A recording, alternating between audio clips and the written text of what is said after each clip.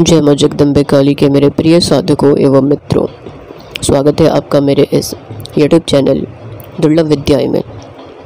मित्रों, आज आप लोगों के समक्ष जिस मंत्र विद्या के विषय में मैं बताने वाला हूँ, ये मंत्र विद्या आप लोगों के लिए बहुत ही ज़्यादा कारगर सिद्ध होगी, सफल सिद्ध होगी, उपयोगी सिद्ध होगी।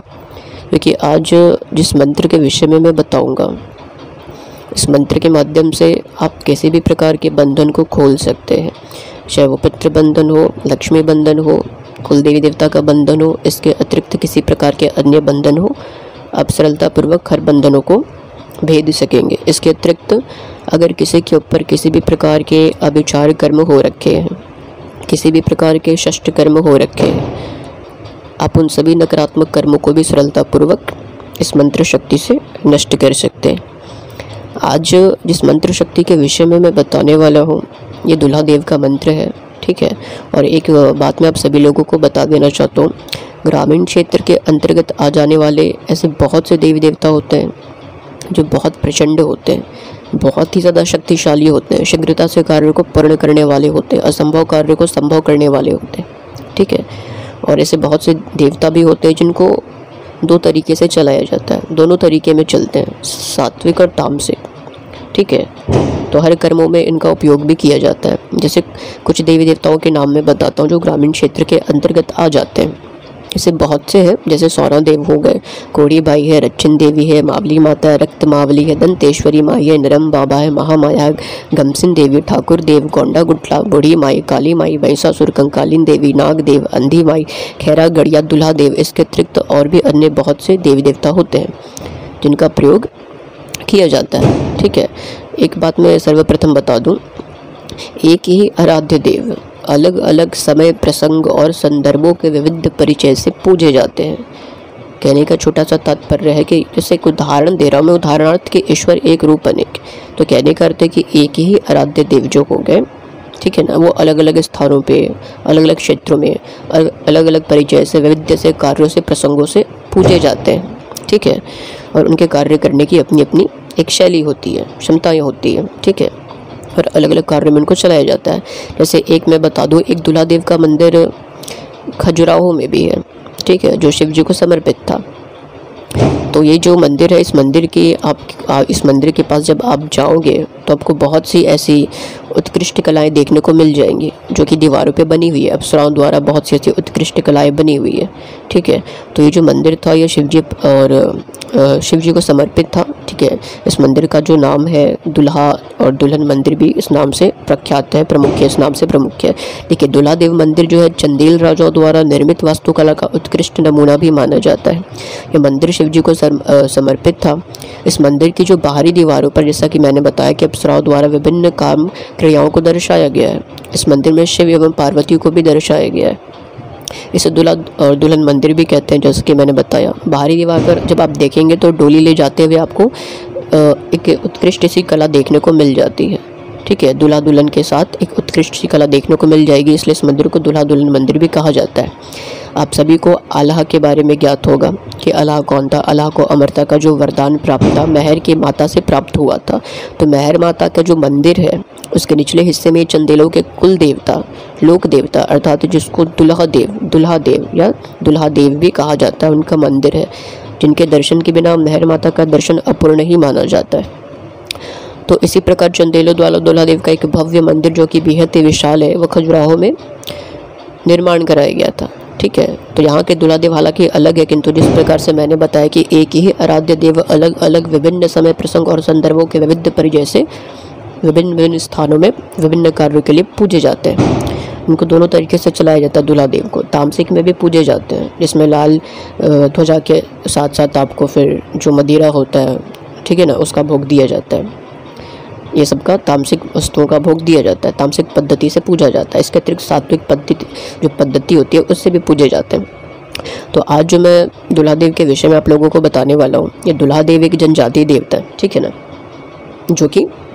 जो गोंडे हो गए ना, तो गोंडों के प्रमुख देवता माने जाते हैं, जिनका स्थान जो है या मंदिर है गांव के बाहर बनाया जाता है। हर प्रकार के कार्य करने में सक्षम है और इनकी साधना भी विभिन्न तरीके से की जाती है। 21 दिवसीय साधना भी होती है, 11 दिवसीय होती है, ठीक है। किंतु आज जो मैं मंत्र बता रहा हूँ ये मंत्र स्वयं सिद्ध है। बस ये मंत्र आपको पूर्ण तरीके से कंठस्थ हो जाना चाहिए। अब बैठ करके निरंतर इसका जप इतना कर लेना कि आपको अच्छे तरीके से एक ही दिन में कंठस्थ याद हो जाए, पूर्ण तरीके से कंठस्थ हो जाए, पूर्ण तरीके से स्मरण हो जाए, अच्छे से याद हो जाए। जैसे ही एक सांस में आप इस मंत्र को पूर्ण तरीके से बोलना सीख लोगे, बस मंत्र आपके लिए चैतन्य हो जाएगा, अच्छे तरीके से कार्य करने लगेगा। किंतु फिर भी एक बात मैं बताता हूँ, इस मंत्र को पूर्ण तरीके से चलाने के लिए, इस मंत्र शक्ति का पूर्ण तरीके से प्रयोग लेने के लिए, बड़े बड़े काटन के लिए भी, बड़े क्रियाओं के काट के लिए भी, बड़े बंधनों को खोलने के लिए भी आप एक कार्य करना। किसी भी शुभ दिन या शुभ पर्व या पूर्णिमा या शुभ नक्षत्र या फिर जो 25 नवंबर आ रहा है, तो 25 नवंबर को पुष्य नक्षत्र पड़ने वाला है। तो उस नक्षत्र के अंतर्गत बैठ करके आप इस मंत्र की अगर संभव हो सके तो 10 माला जप कर लेना, और अगर 10 माला संभव ना हो सके तो कम से कम 1 माला का जप करना अनिवार्य है।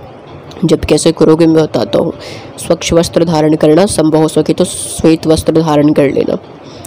श्वेत वस्त्र धारण करने के पश्चात चंदन का टीका, श्वेत चंदन का टीका अपने मस्तक पे ललाट पे सफ़ेद चंदन का टीका आप अंकित कर लेना। अंकित करने के पश्चात आसन पे विराजमान होकर प्रयास करना कि सफ़ेद रंग का आसन हो तो उत्तम है, नहीं तो किसी भी रंग का आसन चलेगा।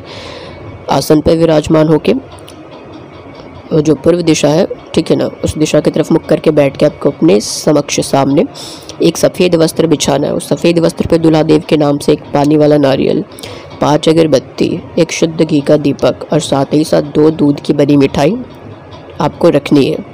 और दुल्हादेव से प्रार्थना करना है कि दुल्हादेव इस भोग को स्वीकार करें।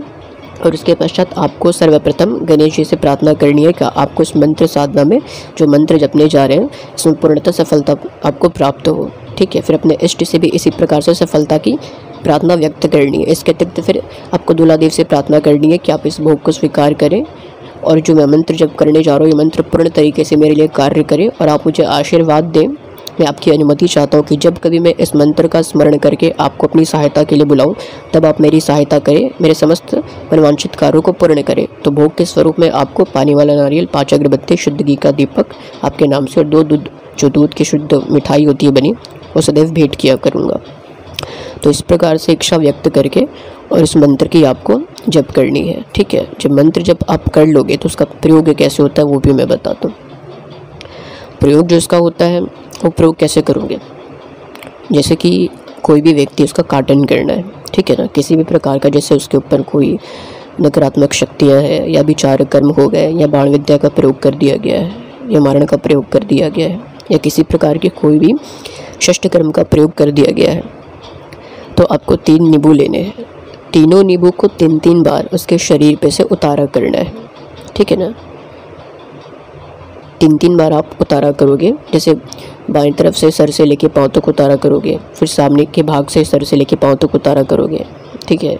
फिर बाएं भाग से सर से लेकर पैर तक उतारा करोगे, ठीक है। तो फिर राइट हैंड साइड जो होता है वहाँ से सर से लेके पाँव तक एक बार उतारा करना नींबू का, फिर उसी नींबू से सामने से उतारा करना हेड से लेके पैर तक, और फिर लेफ्ट हैंड साइड से भी आपको इसी प्रकार से सर से लेके पाँव तक उतारा करना है, ठीक है।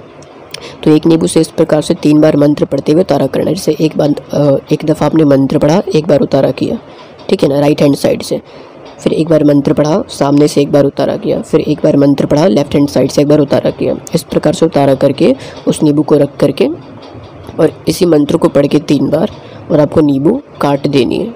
फिर दूसरा नींबू लेना है, दूसरी नींबू को लेने के पश्चात इसी प्रकार से मंत्र पढ़ते हुए उतारा करके इसी प्रकार से रख के आपको काट देनी है। तीसरे नींबू को भी लेकर के इसी प्रकार से आप उतार करके और काट दोगे। काटने के पश्चात जल पे इस मंत्र को 11 बार पढ़ के उस व्यक्ति को पिला देना। तो किसी भी प्रकार का अभिचार कर्म अगर उस पर हुआ होगा वो तत्क्षण कट जाएगा, ठीक है। जैसे ही तत्क्षण कट जाता है उस व्यक्ति की ऊपरी बाधा खत्म हो जाती है, नष्ट हो जाती है।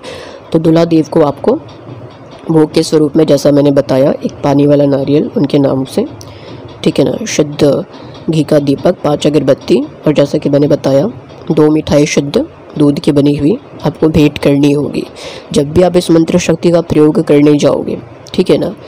अब मैं बताता हूँ, जैसे किसी के ऊपर बड़ी से बड़ी शक्ति आ गई है, नकारात्मक शक्ति है, किसी भी प्रकार की कोई भी शक्ति हो, नकारात्मक शक्ति हो, जैसे चौकी बैठा दिया जाता है, तो किसी भी प्रकार की बुरी शक्तियों की चौकी बैठा दी गई हो, या भूत प्रेत या किसी प्रकार की बड़ी शक्तियों को छोड़ दिया गया हो, तो आप उस अवस्था में क्या करोगे, ठीक है ना, उस शक्तियों को नष्ट करने के लिए, काटने के लिए, ठीक है ना, क्या करोगे वो भी बताता हूँ। पहले आप ये जान जाओ कि यहाँ जो मैं बता रहा हूँ वो बहुत प्रमुख चीज़ है, इस बात का आपको स्मरण होना चाहिए, याद रखना।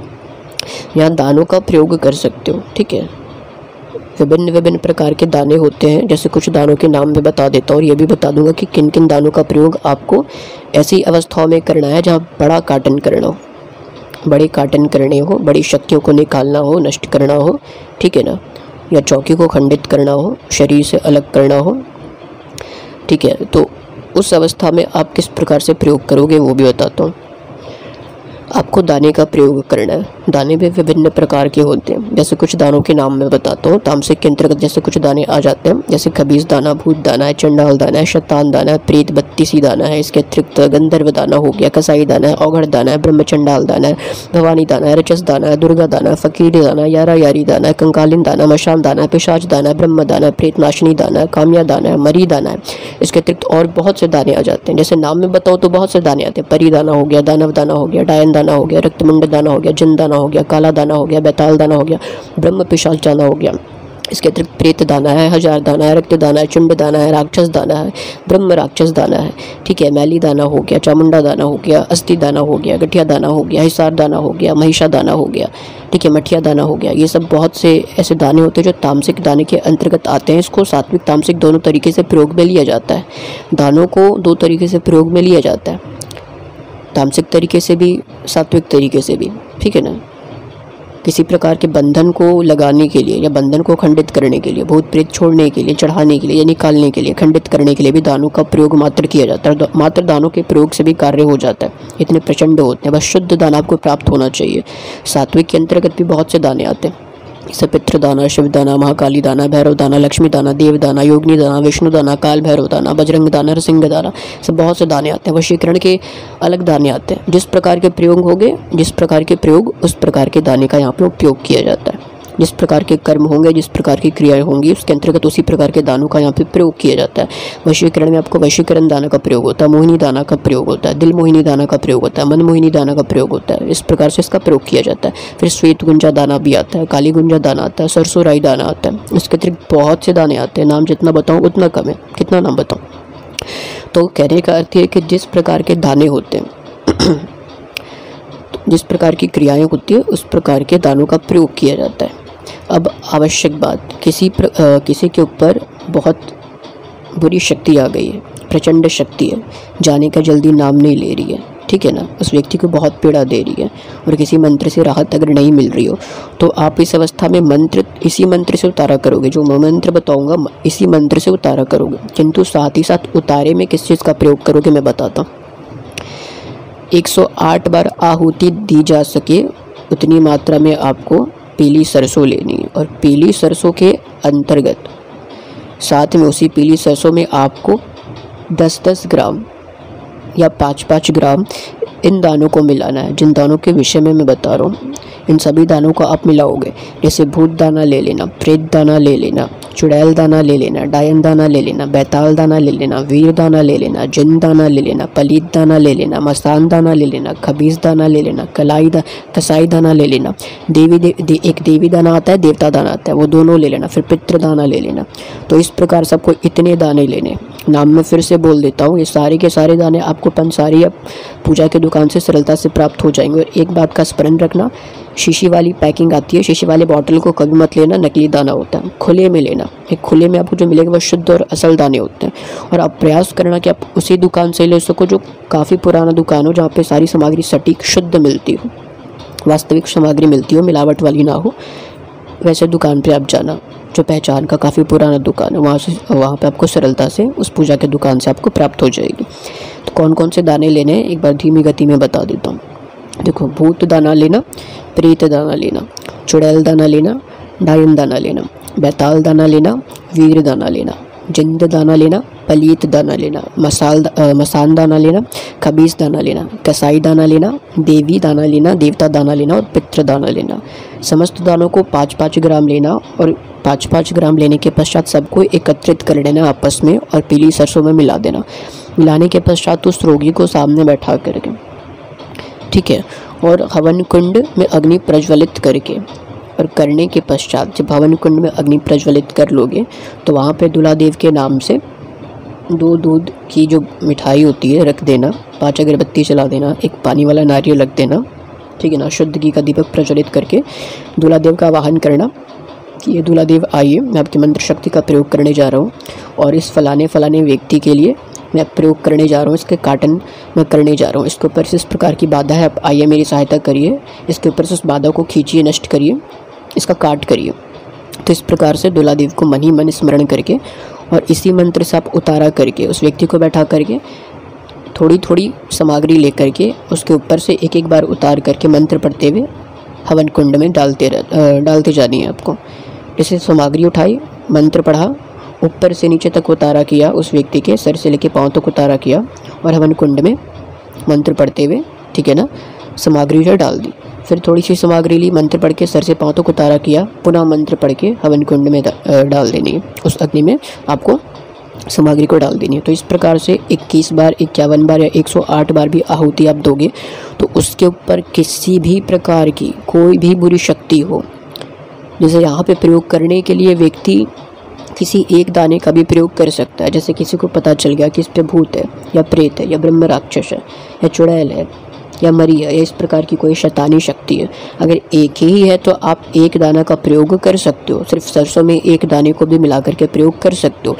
किंतु कभी कभी क्या होता है, मैं ये इसलिए बता रहा हूँ कि जो साधारण व्यक्ति है जो अभी इस क्षेत्र से जुड़ित है, ठीक है, उनके जीवन में ऐसी समस्या आ जाती है, उनको काटन करने की आवश्यकता पड़ जाए तो वो तो देख नहीं सकते कि सामने वाले पे कितनी शक्तियाँ हैं। कभी कभी क्या होता है कि एक व्यक्ति के ऊपर अनेक प्रकार के भूत छोड़ दिए जाते हैं, सिर्फ एक ही भूत से वो ग्रसित नहीं होता, अनेकों भूत से ग्रसित होता है और समय समय पे हर एक भूत उसके शरीर में आते जाते रहते हैं। वहाँ पे क्या होता है कि कोई साधारण सा तांत्रिक या साधक होगा, वो एक को उतारेगा, एक को हटाएगा तो दूसरा आ जाएगा। और भूत प्रेत इतने ज़्यादा भ्रमित करते हैं कि आप स्वयं अचंभित हो जाओगे।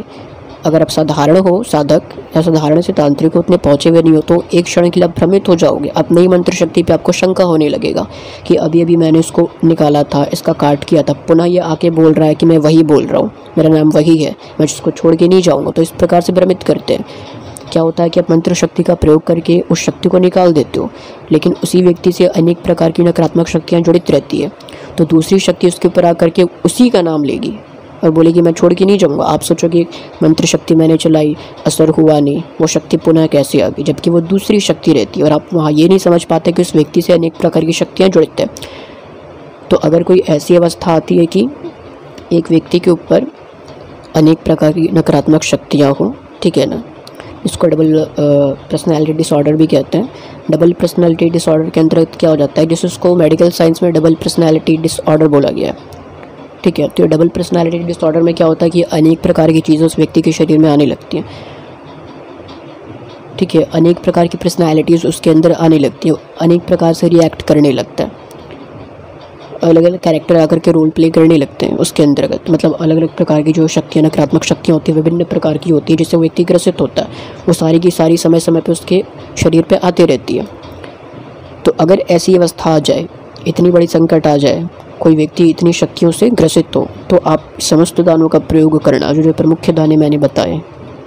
और नहीं तो उतनी बड़ी संकट नहीं है, उतनी बड़ी कोई समस्या नहीं है, ठीक है। नहीं, 1-2 भूत प्रेत से कोई व्यक्ति ग्रसित है तो आप भूत या प्रेत दाने का मात्र प्रयोग वहाँ पे कर सकते हो इसी प्रकार से, ठीक है, जिस प्रकार से मैंने बताया। तो आप इस प्रकार से उसका जब उतारा कर दोगे, उतारा करके हवन में सामग्रियों को डालोगे तो उसके ऊपर से वो सारी चीज़ नष्ट हो जाएगी। जो दूल्हा देव आपकी सहायता करेंगे उस चीज़ को खंडित कर देंगे, उसके शरीर से निकाल देंगे, ठीक है ना। तो इस प्रकार से वो करते हैं, हर प्रकार से आपकी सहायता करेंगे। अब जिस प्रकार से इस मंत्र शक्ति को चलाना चाहते हो, अब किसी व्यक्ति का आपको बंधन भी काटना है, किसी प्रकार का कोई भी बंधन हो, उसके घर में जा करके इसी प्रकार से आप सामग्रियाँ समस्त रख करके दूल्हा देव के नाम से भोग उनको दे करके, और इसी प्रकार से आप उनका स्मरण करके, और जैसी समस्या हो, उसके घर के पितरों को खोलना है, किसी बंधनों को खोलना है, लक्ष्मी बंधन खोलनी है, किसी प्रकार के कोई भी बंधन खोलने हैं, इसी प्रकार से आप अगर हवन करते हो, ठीक है, लक्ष्मी बंधन खोलनी है तो आपको लक्ष्मी बंधन में जो हवन की सामग्री होती है उसमें थोड़े से पीली सरसों, थोड़े से गुगल, हवन सामग्री में थोड़ी सी पीली सरसों गूगल मिला लेना, शुद्ध घी मिला लेना, बाकी सामग्रियाँ उसमें मिली रहती है, ठीक है। इतनी सामग्रियाँ मिला लेना और इस सामग्री से भी अगर इसी प्रकार से आवाहन करके दूल्हा देव का और उनको बता करके समस्या की ऐसी समस्या में फलाने व्यक्ति के घर में हूँ, फलाने व्यक्ति का मैं बंधन खोलने जा रहा हूँ, मेरी सहायता करें, बंधन को खंडित करें, लक्ष्मी बंधन को खंडित करें, ऐसे इस प्रकार के बंधनों को खंडित कर दें जो धन के मार्ग में अड़चनें डाल रही हैं, जो प्रगति के मार्ग में अड़चनें डाल रही हैं। तो जिस प्रकार के भी बंधन है, कुलदेवी देवता का बंधन है या लक्ष्मी बंधन है, उसको खंडित करें। इस प्रकार से बोल करके भी आप इसका प्रयोग करोगे, हवन करते हो, आहुति देते हो उसके घर में जा करके, तो बंधन खंडित हो जाता है, ठीक है। या भूत प्रेत की समस्या तो इस प्रकार से दानों का प्रयोग करके निकाल सकते हो। किसी प्रकार के विचार कर्म हो रखे हैं तो नींबू से, और जैसे मैंने बताया, उतारा करके काट कर सकते हो, जल पे दे सकते हो पीने के लिए, ठीक है।